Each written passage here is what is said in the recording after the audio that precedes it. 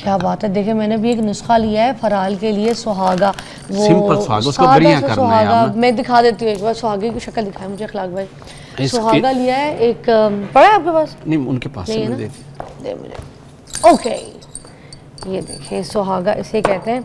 ये सादा सा नुस्खा है, क्योंकि मैं फराल को उतनी दवाइयाँ मैं नहीं लेती। ब्लॉक हो चुकी है, दिस इज सुहागा। इसको सादे तवे पे उन्होंने कहा है कि करके तवे पे रखें और उसके हल्की सी आंच के ऊपर इसको हिलाते रहे, तो ये पानी इसका खुश्क हो जाएगा और ये बिल्कुल हल्का सा आपके पास वाइट कलर का पाउडर बनेगा। एक चुटकी छोटे बच्चे को थोड़ा आधी चम्मच शहद में मिला के चटा दें, ये चुटकी गई है उन्होंने, इससे ज़्यादा नहीं। बड़े हों तो आप आधा ग्राम दे सकते। तो जितनी भी बलगम है, रेश है जो जम चुका है, वो आराम से पतला होकर इजीली डिस्चार्ज 3 टाइम दें और बिल्कुल क्लियर हो जाएगा। टेस्ट में कड़वा शड़वा तो नहीं है? कुछ टेस्टलेस है। अच्छा, हम इसको हफ्ता इस्तेमाल करवा सकते, इसका कोई इवन के दमे तक का ये ठीक है जिनको बलगम की वजह से हो रहा है, यानी वाटरी ना हो, ये मैं बता रहा हूँ। जिनको जम चुकी है बलगम रेशा, उनको ये क्लियर करेगा। वाह, ये जरूर देखिए ये नुस्खा खुद मैंने अपने लिए भी लिया, बच्ची के लिए। तो ये इस तरह की चीज़ें हम अपने घर में इस्तेमाल कर सकते हैं। हम इन चीज़ों से दूर हो गए, इसलिए दवाइयों में घुस गए। और आपको पता है ये हर्ब्स है, हर्ब्स के ऊपर तो पूरी दुनिया जो है ना अब काम कर रही है, और पूरी दुनिया ने हर्ब्स के ऊपर जो है ना फोकस कर लिया है। अब अपनी सेहत को अगर ठीक करना है आपने, तो दवाइयों से जितनी दूरी कर सकते हैं करें। वो मैंने देखा है कि कुछ लोग ऐसे हैं कि बुखार की गोली भी नहीं खाते। आप मुझे बताएं कि जब इसमें नज़ला ज़ुकाम खांसी होती है, उसमें एक फीवर बड़ा शिवरिंग वाला होता है, जी जी, उसके लिए क्या करना? उसके लिए चूंकि शिवरिंग हो क्यों रही है, पहला तो ये क्वेश्चन। बॉडी अपने टेम्परेचर को मेंटेन करना, हरारत पैदा करना चाहती है। आप कोई ऐसा दवा दें जो उसकी बॉडी की टेम्परेचर को नॉर्मल पे ले आए, तो शिवरिंग खत्म हो जाता है, बुखार खत्म हो जाता है। उसके लिए एक तो चीज़ है, ये आपने लेनी है, इसे हमारी तिब्बती ज़बान में गौदंती कहते हैं। क्या? गौदंती कहते हैं। गौदंती, गौ मीन गाय और दांत मीन दांत। गाय के दांत जैसे बिल्कुल वाइट इन कलर ये है। तो इसको भी पाउडर करना है, बल्कि ऐसे ही आप इसके चूल्हे पे रख दें, 5 मिनट के अंदर ये ऑक्साइड होके बिल्कुल वाइट कलर की ऐसे फूल जाएगी। ये ऐसे है, गौदंती है, बड़ी आम सी पंसारी से मिल जाती है। किस चीज़ से होती है? ये एक ये हमारे यहाँ इस टाइप की आती है, गौदंती के नाम पे मिलेगी। और आपने इससे इतना लेके चूल्हा जल रहे, आप उसके नीचे ऊपर रख दें, तो ये 5 से 10 मिनट के अंदर ऑक्साइड हो जाती है और इजीली पाउडर हो जाती है। ये गौदंती है, जैसे फिटकरी हो जाती है, जैसे ये हो जाती है। ये फूलेगी नहीं, ये ऑक्साइड वैसे हो जाएगी, यानी वाइट हो जाएगी। अब जैसे आपको ये कलर है, वो बिल्कुल वाइट जैसे पाउडर होता है, वाइट ऐसे हो जाएगी। और आराम से इसको पाउडर कर लें आप इससे।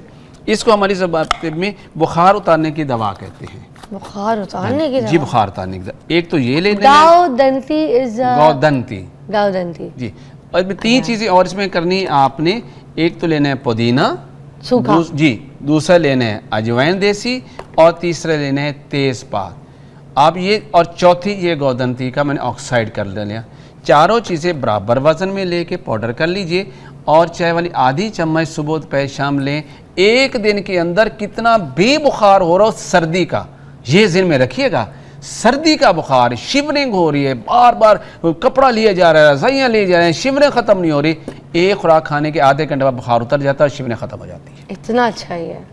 बिल्कुल। मगर सर्दी का बुखार आपने कहा, इसमें ऐसा क्या फर्क है? जो सर्दी वाला बुखार, सर्दी के बुखार में शिवरिंग होगी, आम बुखार में हम नहीं, आम में नहीं आएगा, उसमें शिवरिंग है ही नहीं। आपने शिवरिंग जो बुखार है उसके अंदर आपने इसको देना है। और लास्ट में हम आपको एक ऐसा फार्मूला बताते हैं जो हमारे अक्सर बुजुर्ग जो हैं, जैसे सर्दी आती है उन बेचारों के जोड़ों का दर्द स्टार्ट हो जाता है। जरा सी ठंडी हवा लगी और उनके जोड़ों का दर्द स्टार्ट। किसी को हड्डी में कोई चोट लगी होती है, सर्दी आएगी तो उनको फिर जोड़ों में दर्द होना शुरू हो जाएगा। और उसके लिए एक बड़ा बेहतरीन कम्बिनेशन है कि आप घर में बना के रखिए। सुबह शाम आधी आधी चम्मच पानी के साथ नीम गर्म पानी से लीजिए, तो इंशाल्लाह सर्दी के वजह से जो जोड़ों में दर्द होता है वो ख़त्म हो जाएगा। अच्छा। शर्त क्या बता रहा हूँ, सर्दी की वजह से ये बहुत ज़रूरी है। और उसमें क्या है, आपने लेना है ये सौंठ, जिसे हमने अदरक खुश्क किया हुआ है। दूसरे नंबर पे लेना है ये सरंजान, ये इसी नाम पे मिलती है सरंजान शीरी। और इसकी शक्ल ऐसे ही होती है जैसे कि आपके जोड़ यानी टखने की शक्ल, ये सूखी देखिए। अरवी छोटी नहीं नहीं छोटी नहीं, है। टखना आप देख नहीं रहे, जैसे आपका ये बिल्कुल वैसे, हाँ ये देखिए ये इधर से, हाँ, बिल्कुल ऐसे ही सही अल्लाह कह ताला ने रहे इसकी हैं। शेप ये ही ऐसी देखें, बनाई है, बिल्कुल ये just टखने like- की शक्ल में आपके घुटने के जो जोड़ है बिल्कुल वैसी शक्ल इसकी बनी, इसको सरंजाम कहते हैं। और इसकी एक किस्म होती है, इसको सरंजाम शीरी कहते हैं। इसको क्या करना है जल्दी से बता दें, सरंजाम टाइम खत्म। शीरी, कौची कम्बी इसको ओके, कहते और हैं। इसका इस्तेमाल, और तीसरा इसके अंदर आपके पास है असगंध नगौरी, ओके। और चौथी चीज इसके अंदर है काली मिर्च। ओके। चारों चीजों को ओके। बराबर वक्त में पाउडर करके रख लीजिए। चाय वाली आधी चम्मच नीम गर्म पानी से सुबह शाम ओके। लें। यानी आपने हरड़ का छिलका लिया, बेहड़ा का छिलका लिया, आंवले का छिलका लिया, काली हरड़ ले ली, अच्छा। और कश्मीर यानी धनिया खुश्क ले लिया। हाँ, ये आपके पास 5 चीजें आ गई। 5 चीजों का पाउडर कर लिया। अगर सपोज ये 50 ग्राम पाउडर चारों के 5 का मिक्स कर लिया तो 150 ग्राम इसमें शहद डाल लें।